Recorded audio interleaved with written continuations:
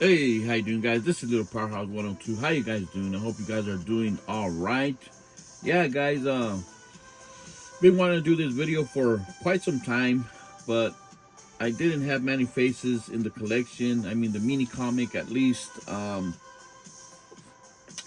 to gather a bunch of these mini comic versions of our regular versions of our Masters of the Universe characters here.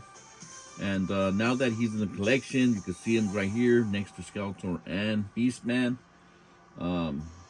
Beastman controlling Man-E-Faces. And we have here Skeletor using his magic to turn this warrior into an evil warrior. It's interesting how each and every figure here or character has their own story. Some of them with more clarity than others, like Triclops, and we know that he came from another dimension, and Skeletor kind of like told him all kinds of lies that He-Man was bad and that he needed to stop He-Man and things like that. But at least we know that he's from another dimension, and how Skeletor induced him to be evil. There's kind of twist the stories around a little bit, and but the story's kind of similar all the time. But I did do my own storyline of Triclops. I think that was pretty cool.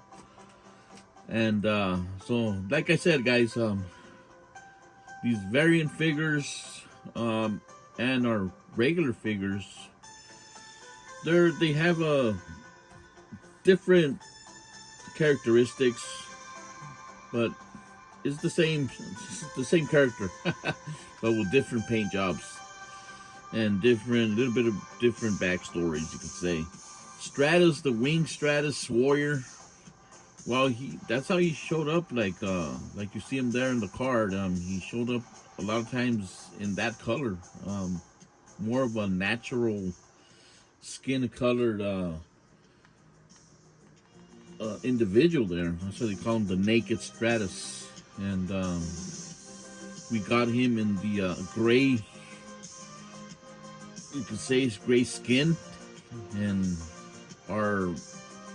you can see him right there in our figure. So a lot of times we've seen these characters so different in the comics, and we got them so different, physically.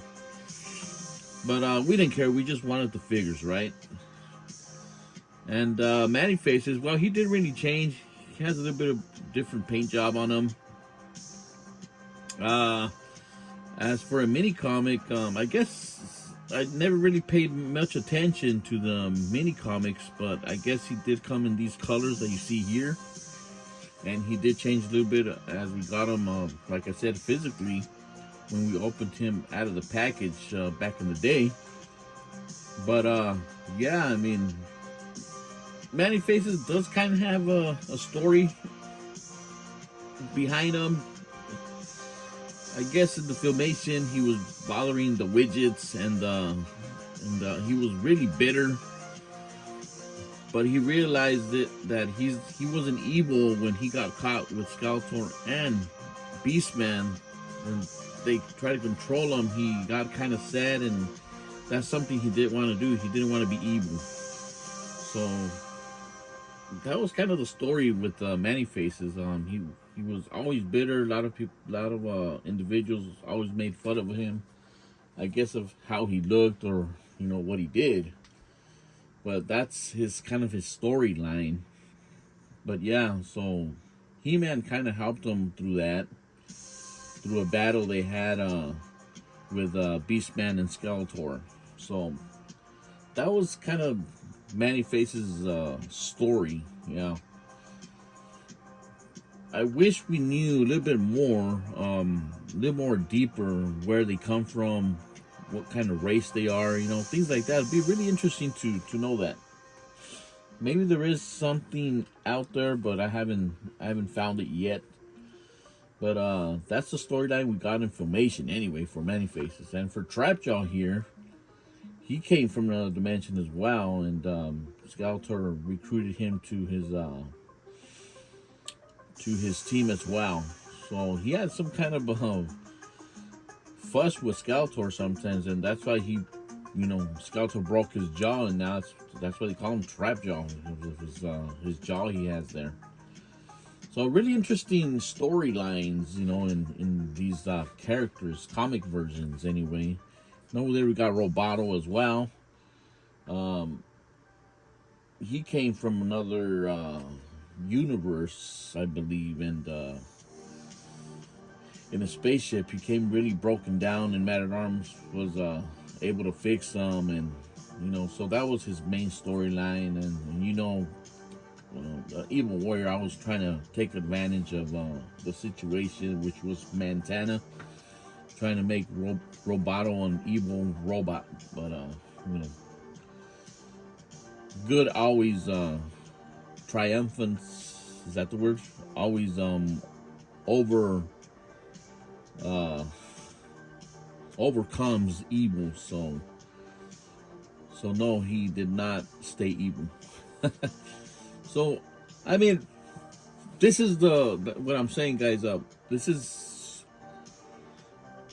so fun. Like me, I like to do a lot of storylines. I like to invent stuff, and with these comic versions, we could do another universe.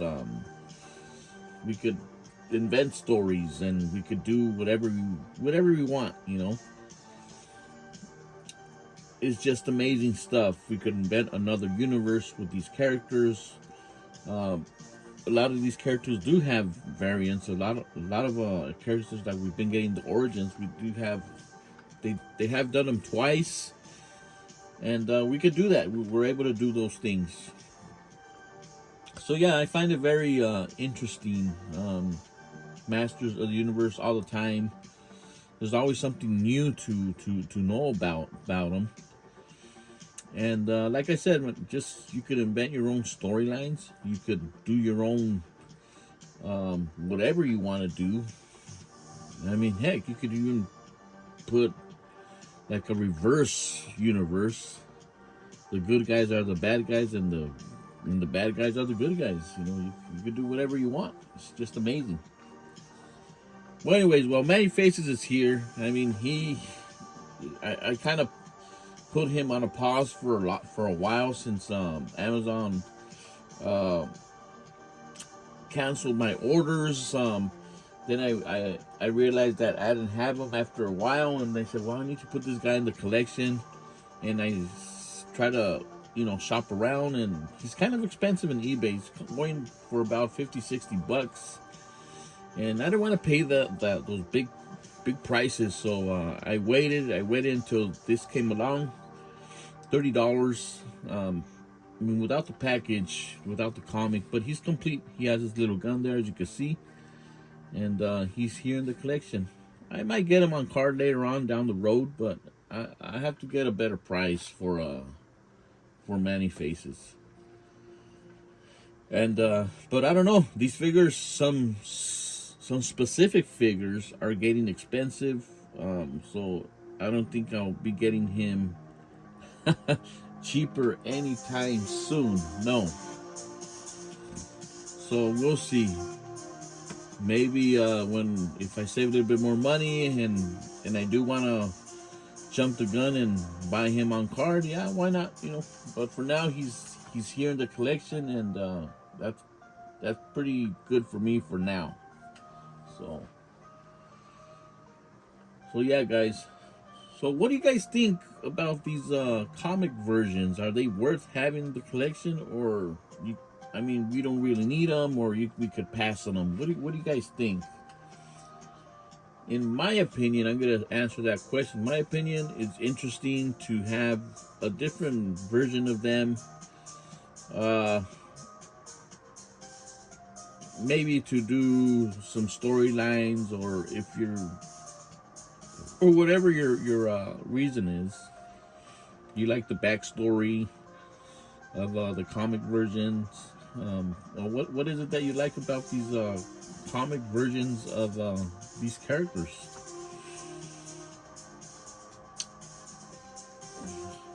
I think they're just amazing. All the colors look really, really nice. They look really cool.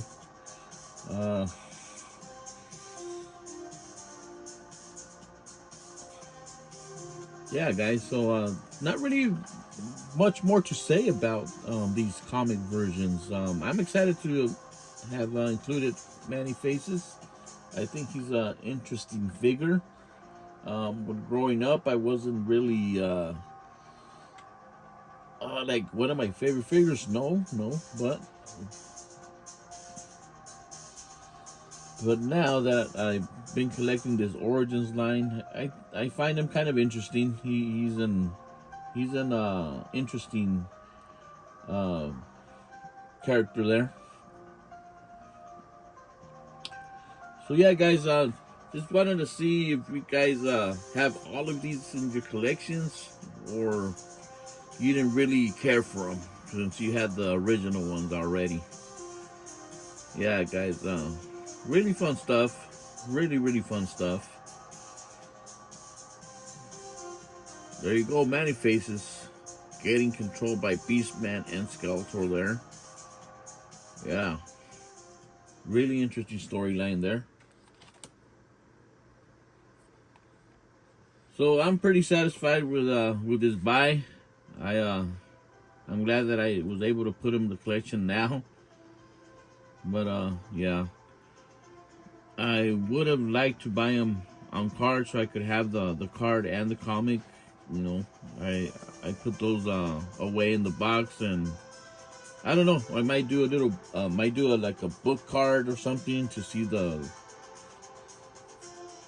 nice artwork in the back of the cards, and just go through them and, you know, contemplating my collection. Yeah. All right, guys. Hope you guys have all of these figures, and hope you guys comment, and I want to know what you guys think about all these, you know, comic versions of these characters, and are you think they're worth it? All right, guys. This is Little Powerhouse 102, and I'm out.